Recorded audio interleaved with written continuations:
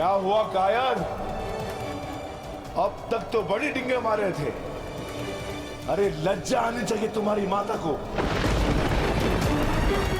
जिसने तुम जैसे निर्बल को जन्म दिया।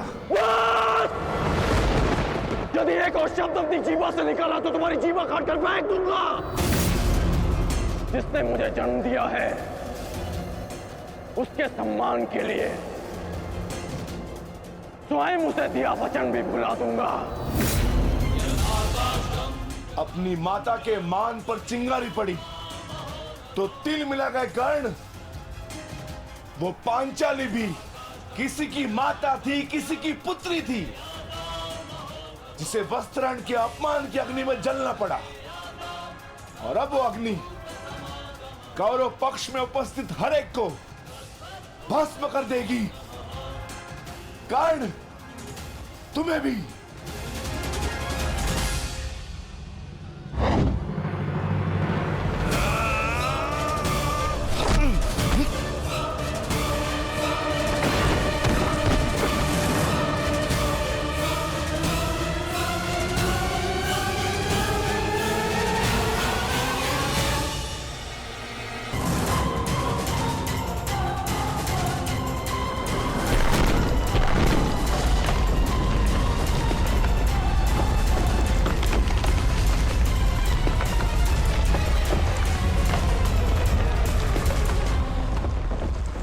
एक महत्वपूर्ण सूचना है कौंते।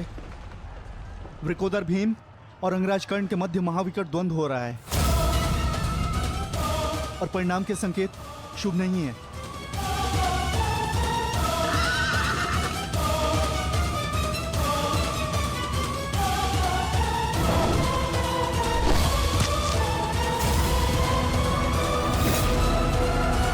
माता, रथ को भ्राता भीम की ओर ले चलो।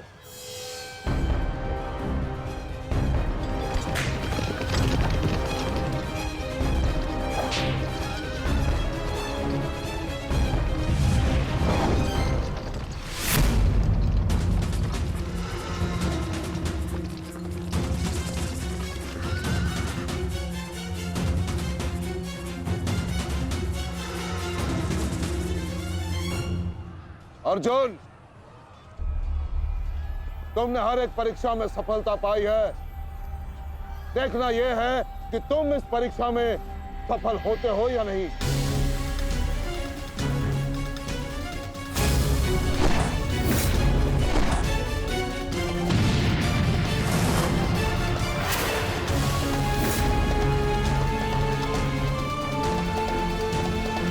धृष्टद्युम्न, रथ अर्जुन की ओर से आचार्य द्रोण का ध्यान हटाओ। सारथी, आगे बढ़ो।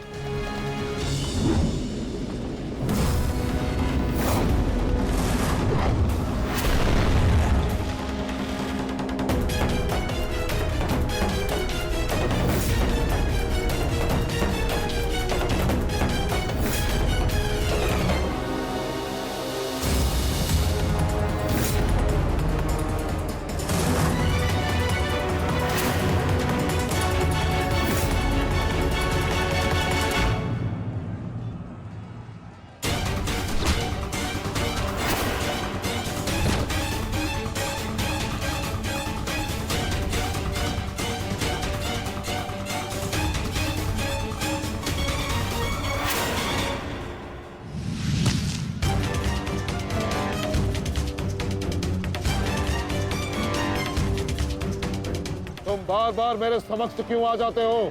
क्योंकि आपके प्रारब्ध में मुझसे द्वंद्व लिखा है आचार्य, अर्जुन से नहीं। हट जाओ मेरे मार्ग से। सावधान।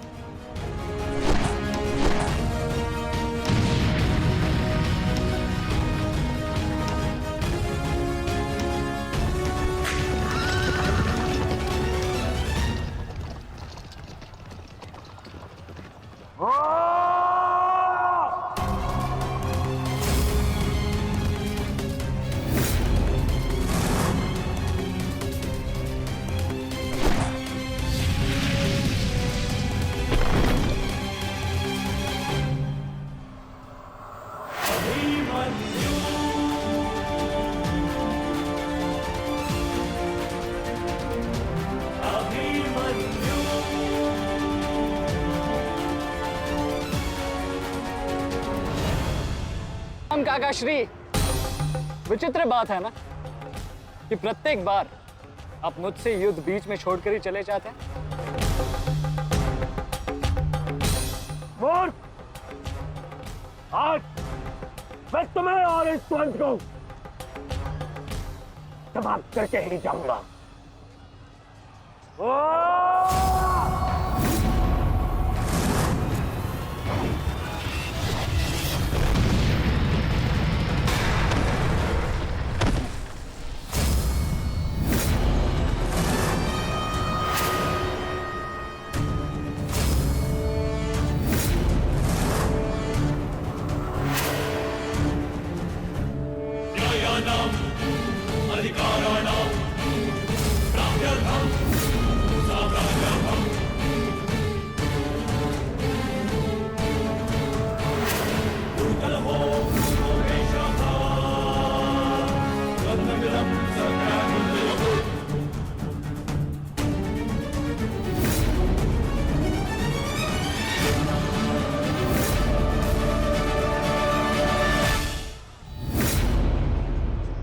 अपना सर्वश्रेष्ठ प्रदर्शन करना पुत्रों। अपने पिताओं की प्रतिज्ञा को स्मरण रखना और अपनी माता के अपमान को मत भूलना। पुत्र, ये धागा तुम्हारी हर विपदा से रक्षा करेगा।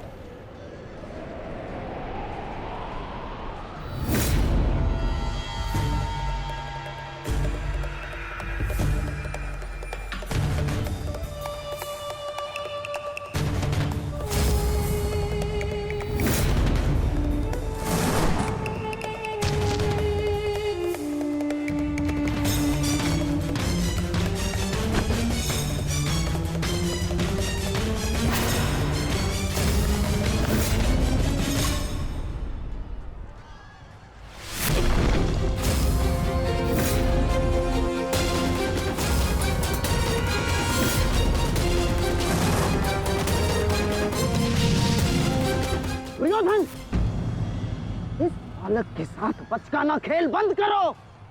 वहां देखो, कर्ण और भीम के मध्य घातक संग्राम छिड़ा है। इससे अच्छा अवसर कभी नहीं मिलेगा मेरे होने वाले सम्राट। ना, जाओ और इस दुस्साहसी भीम का अंत कर दो। जाओ।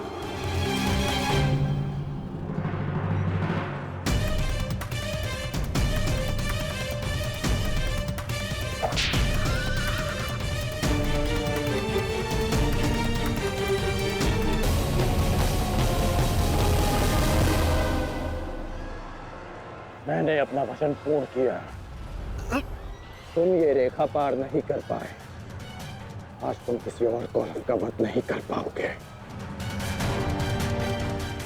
बोलो ना सही, मैं तुम्हारा वध कर दूंगा। उसका अवसर कभी और ढूंढना भी, क्योंकि सूर्यास्त हो चुका है।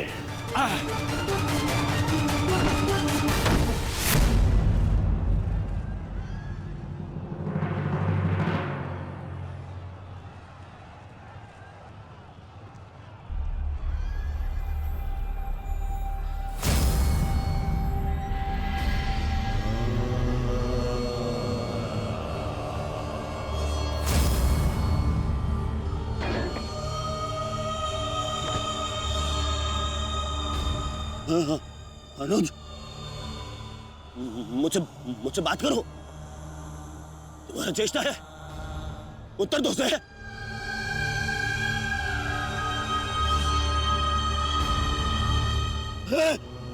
अनुज, अनुज उत्तर दो। ये क्या हो गया? तुम सबने कभी अपने देश की बात का उल्लंघन नहीं किया, तो आज ये उदंडता क्यों? उठो, उत्तर दो। उठो।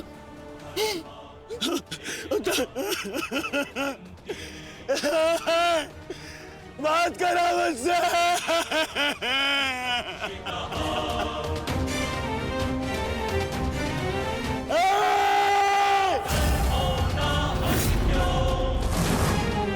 ये क्या किया भीम? ये क्या किया तुमने? केवल कहने को ज्येष्ठ भ्राता था मैं पिता से अधिक इन्होंने मुझे सम्मान दिया है। ये चाहते थे कि अपने कंधे पर उठाकर मुझे सम्राट के सिंहासन तक लेके जाएंगे। बस तुमने मुझे विवश कर दिया कि मैं इनकी अर्थी को कंधा दूं।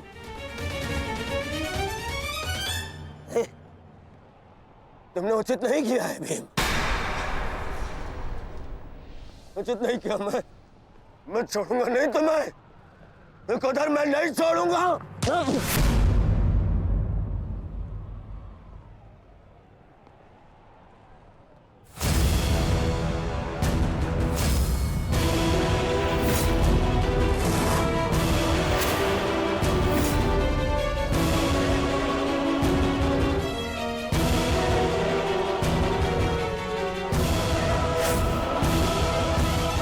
शांत युवराज, युद्ध के नियम के अनुसार आज का युद्ध संपन्न हुआ और इस समय प्रहार करना वर्जित है। पर प्रतिकार करना नहीं आता है। प्रतिकार नहीं।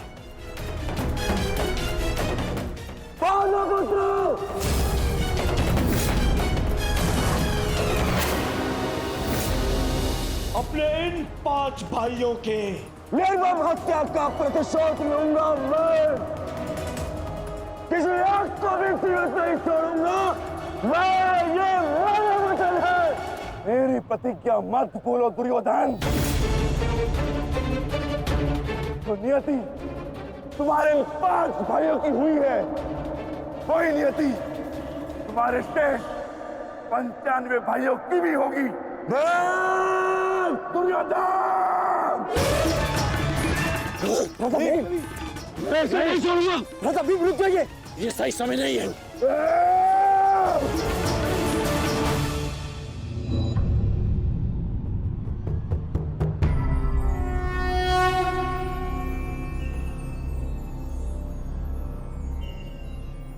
श्रेष्ठ यही होगा कि दोनों पक्ष अपने नियमों को स्मरण रखें।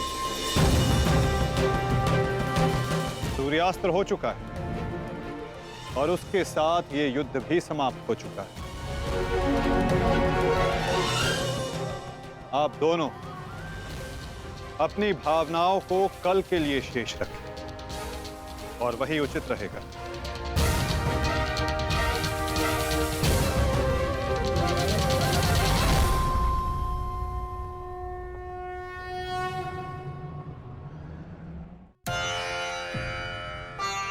मैं आपको पुनः लौटा रही हूँ महादेव।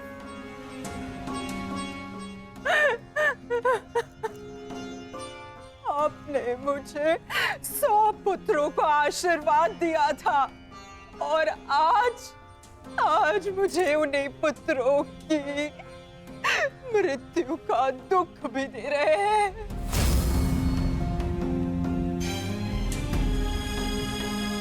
विलाप ना करो गांधारी। युद्ध में मृत्यु होना निश्चित है। कभी स्वयं के पक्ष के योद्धाओं की और कभी विरोधी पक्ष की। ईश्वर को दोष मत दो। ईश्वर का धन्यवाद करो कि तुम्हारे पुत्रों को वीर गति प्राप्त हुई है। आपके मन को समझाने के लिए ये तर्क पर्याप्त हो सकता है आर्य, परंतु मैं क्या करूं? मैं तो एक माता हूं ना। मेरे तप के बदले महादेव ने मुझे ये आशीर्वाद दिया था, तो फिर ये मेरे तप का फल मुझसे कैसे छीन सकते हैं? कैसे आर्य? पूछिए इनसे, इन्होंने ये अनर्थ क्यों होने दिया?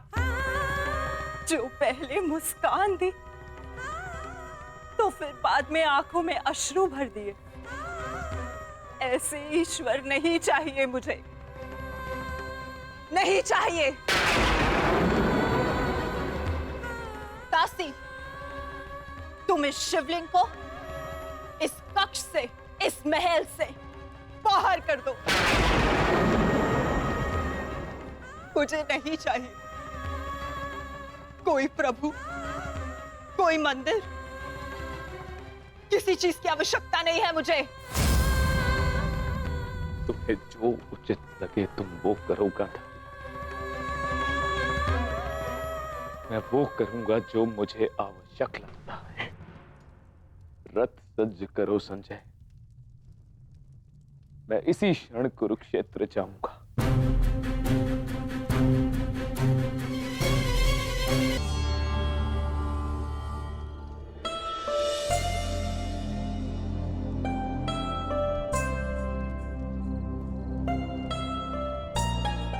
पुत्र,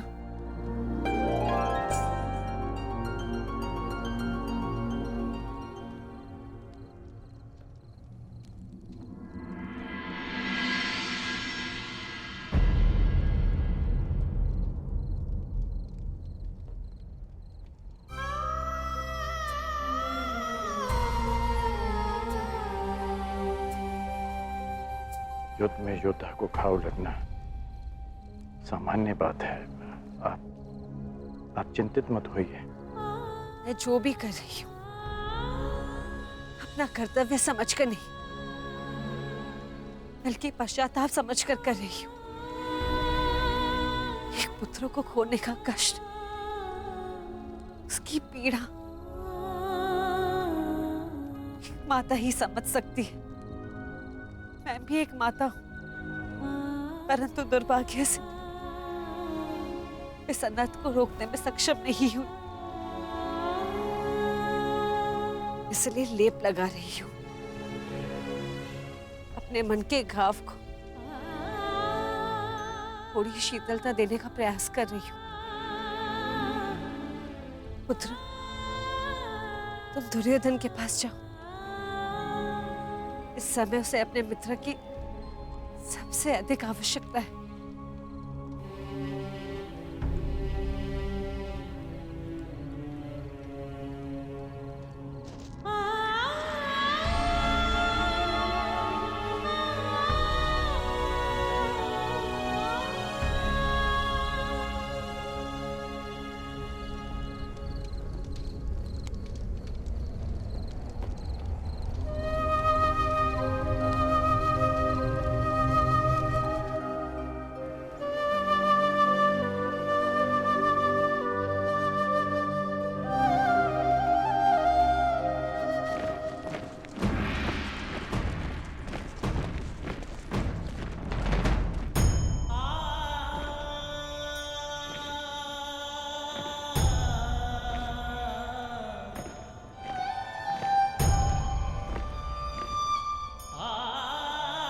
पिताजी,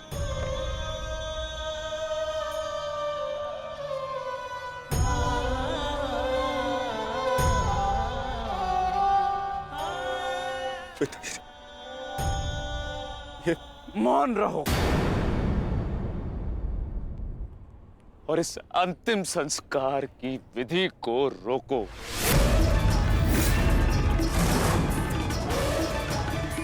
मेरे पुत्रों का अंतिम संस्कार नहीं होगा।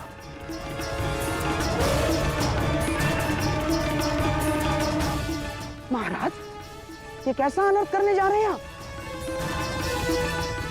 देखिए, इस संसार में आने वाले का और इस संसार से जाने वाले का संस्कार अत्यावश्यक होता है, अन्यथा इनकी आत्माओं को कैसे मुक्ति मिलेगी? क्या कर रहे हैं आप? क्या इस संस्कार से मुझे मेरे पुत्रों को खो देने की पीड़ा से मुक्ति मिल सकती है शकुनी? क्या इस संस्कार से उस दहल पर लगे चिन्ह जो महारानी गांधारी के शरीर पर आज भी है, क्या वो मिट सकते हैं? तुम्हारे लिए वो केवल 5 सैनिक थे, किंतु मेरे लिए वो मेरे अंग, मेरे शरीर, मेरी आत्मा के 5 हिस्से थे, 5 अंश थे। आज मैंने अपनी आत्मा के वो 5 अंश भी खो दिए और इससे अधिक हानि अब मैं सह नहीं सकता। मैं वर्तमान नहीं देख सकता, परंतु भविष्य देखने की क्षमता आ गई है मुझ में। हस्तिनापुर का महाराज होने के नाते ये मेरा निर्णय है कि इस युद्ध को इसी क्षण रोक दिया जाए।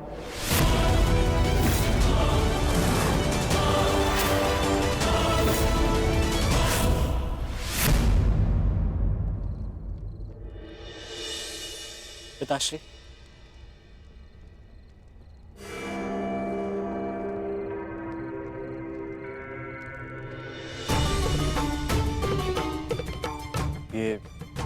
ये किसके लिए? आपके लिए पिताश्री। आज आपको अंगराज कर्ण के 2 बाण लगे थे ना, उनके उपचार के लिए।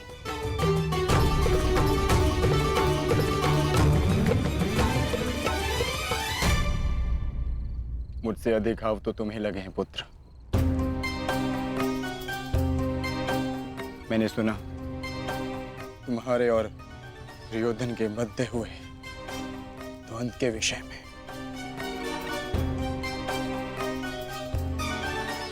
तुम्हें ऐसा नहीं करना चाहिए था अभिमन्यु। दुर्योधन एक दुर्जय योद्धा है, शक्ति में, अनुभव में तुमसे कहीं अधिक। तुम्हें सावधान रहना चाहिए। पिताश्री उचित कह रहे हैं आर्य।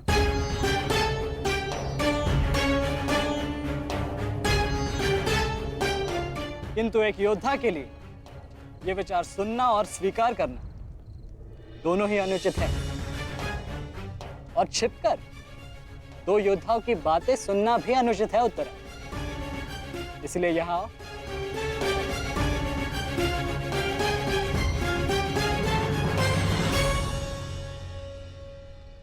आप ही बताइए पिताश्री, क्या एक पत्नी का अपने पति के लिए चिंता करना अनुचित है? आप कहते हैं तो ये मान जाते हैं, और मैं कहूं तो ये मुझ पे बरस पड़ते हैं।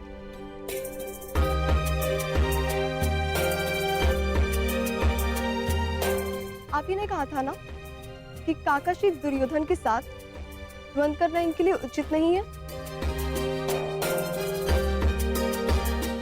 प्रभु का धन्यवाद, ये सकुशल युद्ध भूमि से वापस आ गए। अगर कोई अनहोनी हो जाती तो? योद्धा यदि वीर गति को प्राप्त करे तो ये उसके लिए गर्व की बात होती है उत्तरा।